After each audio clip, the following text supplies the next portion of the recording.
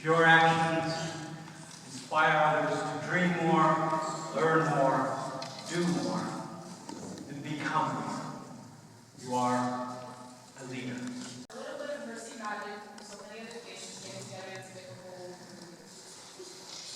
This was not just a camp. I could speak my mind without being worried about making mistakes. You have been better friends than friends I've had since I was 5, so if anything happens, call me. The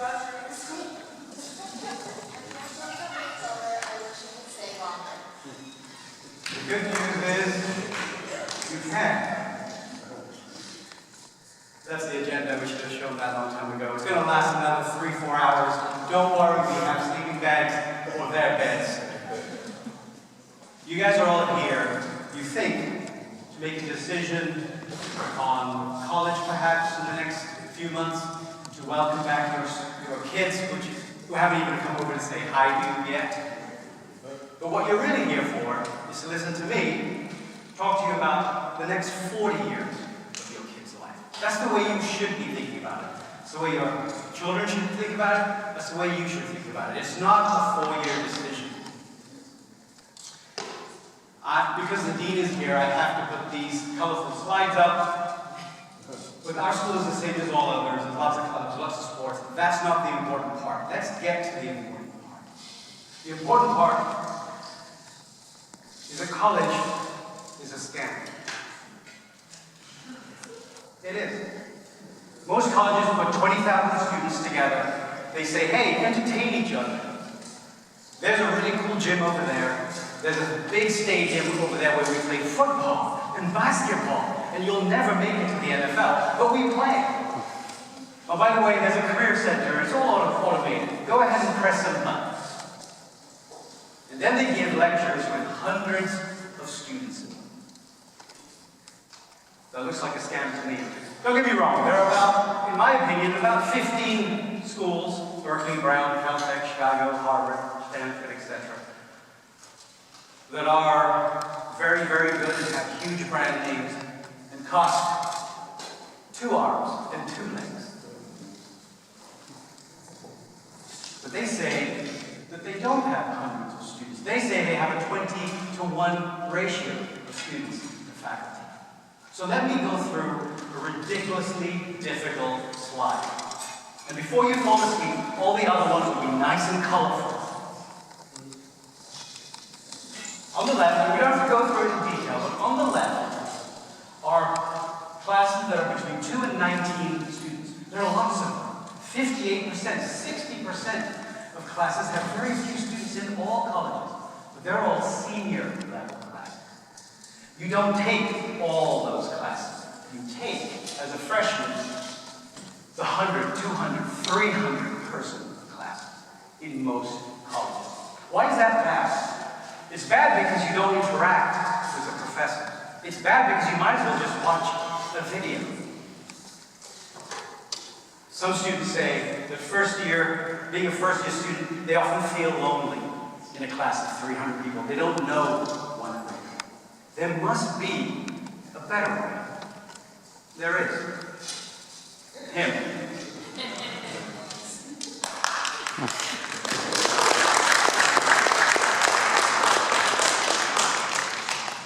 Just to give you a little bit of background, I can't pronounce my name, just call me Wazi.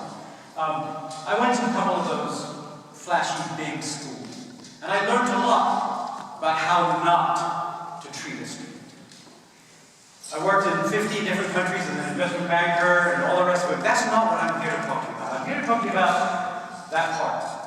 I was born in Bangladesh, and a month before I was born, my father got a scholarship to go from the slums of Bangladesh to London to become a doctor to the Royal College of Surgeons. He got a full scholarship, and it changed his life, and it changed my life completely. From being in a corrugated iron hut with no water to having an amazing life that scholarship gave me. It transformed my life. And mine, Sophia, Victor, Dean, Robert, and Susan, and all the professors here, our job is to transform the lives of a a few of these students that wish to come to Mercy.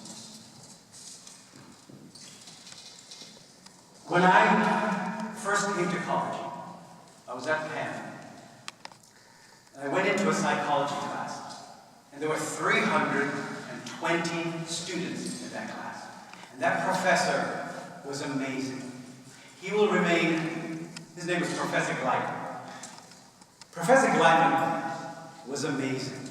He was an orator, he knew all the material, and the book had the word Gleitman on it. He wrote that book that 1/3 of all colleges in America used.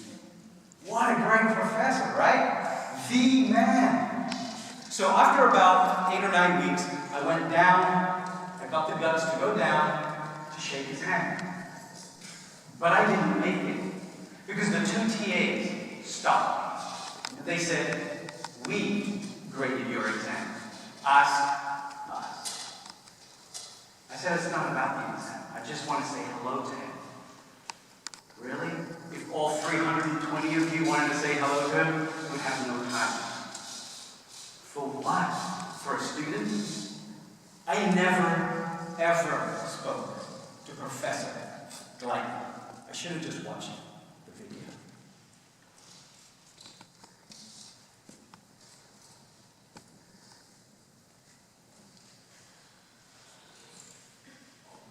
If you do what you love, then you'll never work a day in your life. You've heard that quote, right?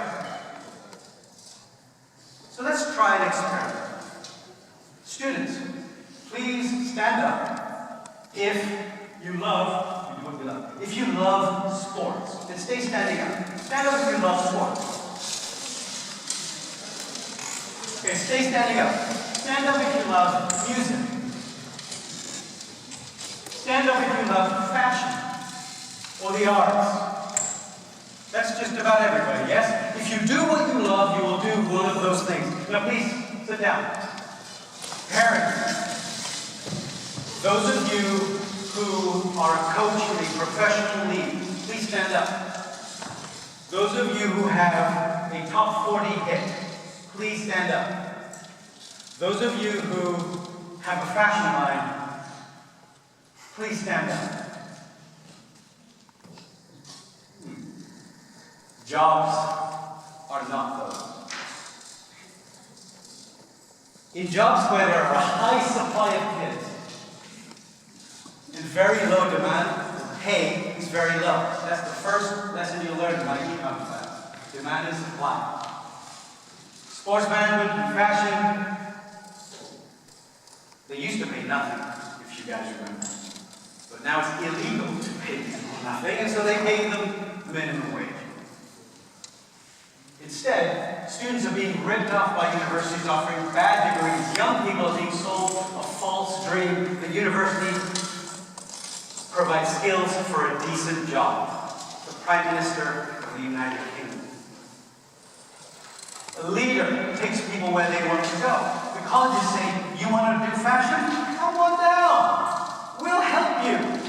And get what job? A great leader, which is what these students are learning to become. A great leader takes people where they don't necessarily want to go, but ought to be. A better way to think about career might be, yes, do what you love, but also think about that which the world needs, that which will pay you lots of money, and that which you are good at. If you balance your passion with the interest and the economic interest of the world, you'll get to a better place. Jeff Bezos, the founder of Amazon, Warren Buffett, Warren Buffett, not the other Buffett, Margaritaville guy. Warren Buffett, the 5th richest man in the world, said that. If you find what you like and get great at it, you will love it more and more. Today, I will do what others won't, so tomorrow I can do what others cannot. So, a better way to college? We think that's a Mercy Business Honors Program. We take 32 motivated students each year. We make sure they have collaborative learning, and we use a coaching philosophy, a coaching style. And we're very, very career focused. I'm going to go through each one of those three in excruciating detail with 20 slides apiece, no, just one slide. But that was the class from last year. A very diverse class from Nigeria, Ukraine, Norway, Denmark, Pennsylvania. I don't know where that is. There. Collaborative learning, what is that? As Chris mentioned so eloquently, they take 7 or 8 business classes in their first year. That way they know what major they want. If they did marketing, accounting, finance, they know what they like and they can decide on it early. In many other schools, well, most schools don't even have a business program. Those that do, you take your first business program in your junior year. It's a little late to change if you don't particularly like what you're doing. And they help one another. There are only 32, of which 8 are finance majors, 8 are accounting majors, 8 are international business, etc., right? Very few of each type. So they're not competing for jobs. They're helping each other. And by helping each other, they get better. And that collaborative learning is not done just here. Sophia and I take them all over the world. We've taken them to Greece this last year. We went to Madrid, and we've gone to London, Dubai, to get a feel for what companies are like in those countries. We visit 4 or 5 different companies. We also have a little bit of fun as well. Don't tell the dean. I don't know if he's still here. I thought he had left. But we do have a little bit of fun when we were overseas. Now, as most schools would charge $2,000 to $3,000 for something like that, we charge a couple of $100. Doesn't even cover the airfare. We do. Thank you. The dean does. I don't. It's his money. Covers the hotel and everything else. So that the students can have the experience and not have to be ridiculously rich to do so. You'll hear that theme go throughout. They also spend a year in Manhattan. I don't encourage students to go to Manhattan from the very beginning. It's overwhelming as a place to study. But after a couple of years when they're sort of entrenched in the school way, they can get internships while they're in school. Right across the street from our campus in Manhattan, which all of them went to. They also spend a semester abroad. My daughter, who goes here, her friend goes to a college in Boston, and she went overseas. And I said, oh, that's fine, but she got a scholarship, right? No. Most schools don't take the scholarship overseas. She paid $29,000 to go for 1 semester. Hello? One semester to Germany. Being in New York is very useful, as you all know, because of all the companies that are here. There are real benefits here. These are some pictures of trips and things that we've done in Greece, Spain. Also, we often get together with alumni. With some of the freshmen that got together with some of the alumni from Goldman Sachs and JP Morgan, just to find out what their job is like, to give them hints, tips to how to get a job, and to make connections, to network, as Robert mentioned. 2, we have a very coaching philosophy. Remember that professor that inspired me to become a professor back when I was 18 years old? Professor Gleitman? I won't name him right now. Professor Gleitman? Well, he didn't have a coaching philosophy. He had an oration philosophy. We do things completely differently. We work with the students. Those 32 are actually put into 2 groups of 16 in each class, so we can actually get our hands dirty in every single case and every single question that a student might have. And these professors have all worked at least 10, 20 years in industry. The dean has been at Delta and many other companies, Unilever, Wells Fargo, Arthur Anderson, many different industries, so they can bring that knowledge and those connections back to your students, your kids, our students. Lastly, everything we do is career focused. A couple of parents in the past go through stuff and you end up being a plumber? Well, yes, you end up becoming a financier or an accountant. Many other schools look at themselves as being institutions of higher learning. We're here to educate you. Yes, we educate you too, but all we think about is what job are you going to get? What internship are you going to get throughout your 4 years? And what great career are you going to have afterwards? That's how we think. That's how we teach. And the average pay for a business honors student when they graduate is almost double the national average of a college student. I won't go through each of these. These are just some of the freshmen. As you can see from internships, these are freshmen. EY is the third largest accounting firm in the world, and Justin has an internship, and he's a freshman. Joelle, Sophia, and Layla. Layla's on the basketball team, and she already has internships at Enterprise Car Rental. She doesn't rent it, she does the management stuff behind it. She already has next year's internship at KPMG, the second largest accounting firm in the world. These are for sophomores. They, of course, have plenty of internships, etc. I went to Penn and Stanford. Throughout those 5 years, I got one internship. And I found it myself, and I was dialing for a broker for dollars. And I didn't get paid. I just wanted something to put on the resume. So how do we do it? We're very collaborative. I'm not going to go through all of this, but probably one of the most important things is myself as the director and the professors. We'll teach your kids maybe 1 or 2 classes, but we're with your kids the entire 4 years.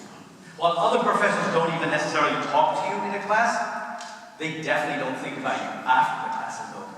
We think of you now and years afterwards. I interact with alumni for years after that. In fact, 2 weeks from now, I'm going to a wedding of 2 SLA alumni, Business Honors alumni.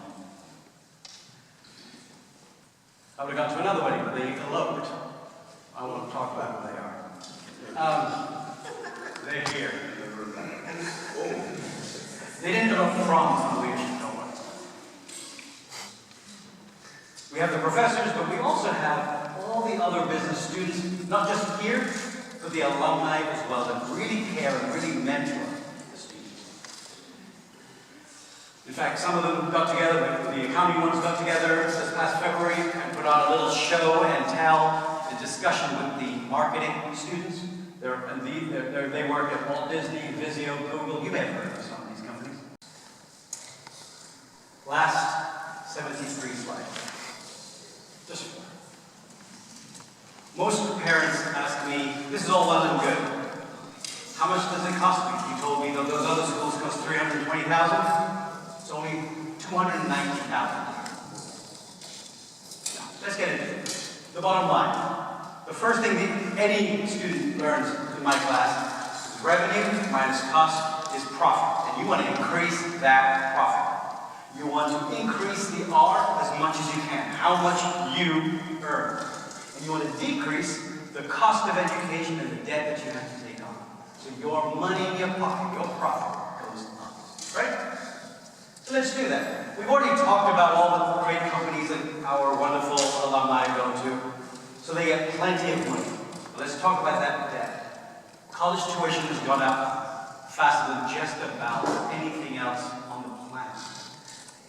An 18-year-old can't take out a $10,000 loan for a business, but they can take out $100,000 easily for college, right? College will just give $100,000 loans away because they're going to get a lot of money back. Parents alone borrow $67,000 a year on average to go to NYU. That's just the parents. Students borrow money too. Graduates, average loans of $181,000. And then they fight for jobs that make only 30 or 40 grand because they went into photo journalism. Oh, sorry. And he's a sophomore. He's just doing this for fun. He's a sophomore at business program.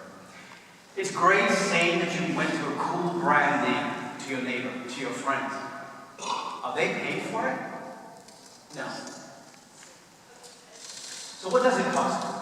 My alma mater and the dean's alma mater at Wharton, tuition is $60,000 a year or more. NYU, Fordham are a little lower. At Mercy is around $20,000. But those $50,000, let's call it tuitions, they'll give you $20,000, $30,000 a year, right?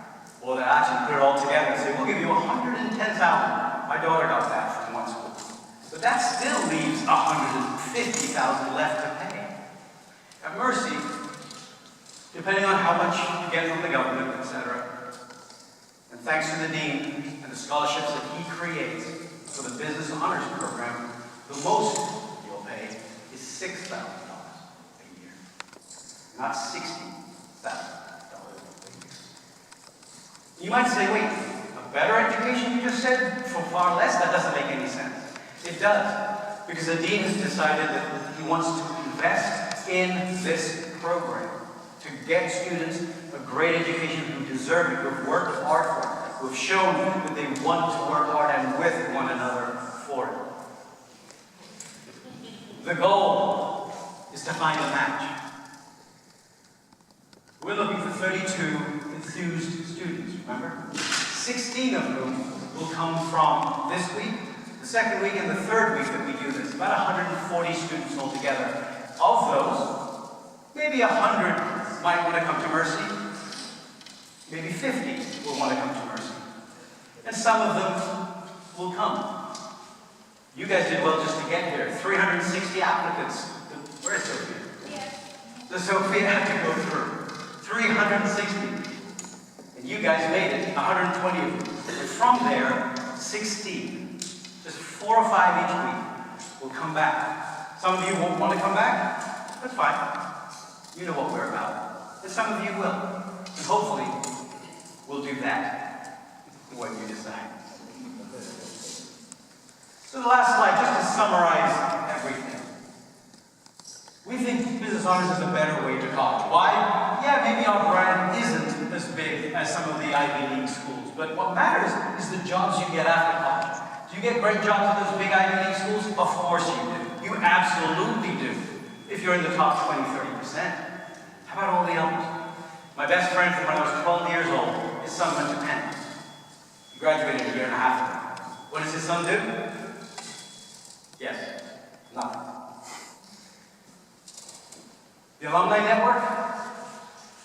When I first moved to New York, everyone said, oh, you went to Wharton, you went to Stanford, there's 10,000 alumni in New York. You'll have no problem getting a job. Not one person replied to my emails. Not one. Why? Because somebody else would call and talk to this guy. Who is this guy? I don't know this guy.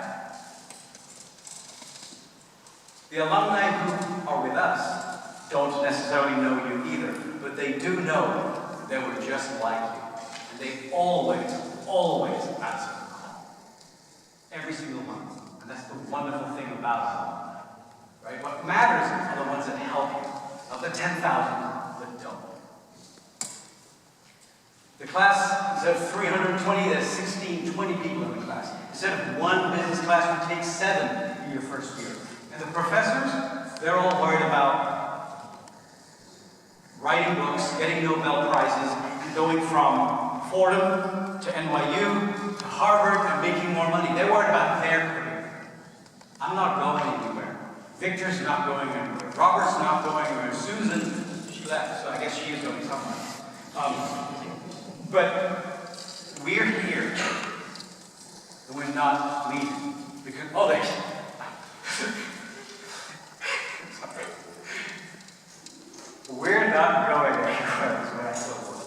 Anyway, we're here to coach you. And the students in those institutions, please do not get me wrong. Some of those flashy places, those students are wicked smart, and they come up with fantastic theses.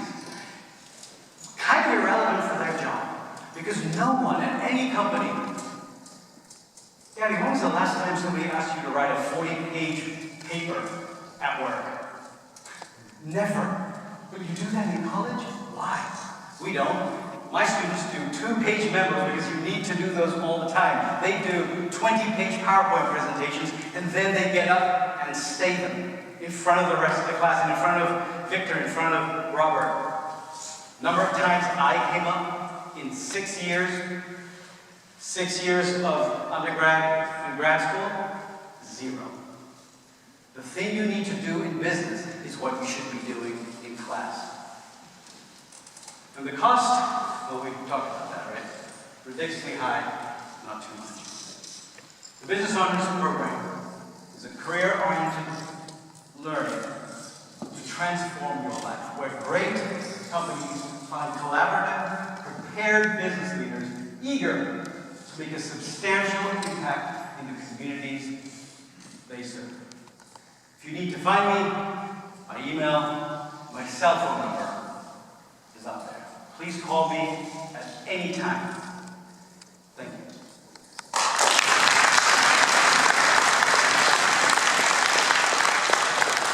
Absolute pleasure having you for a week. Sophie and I do this often, but we don't always get just wonderful, wonderful weeks.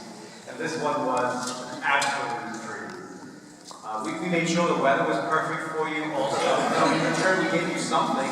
But thank you all very much for coming. We still have dinner, and we will all be here if you have questions for as long as you like. Thank you again.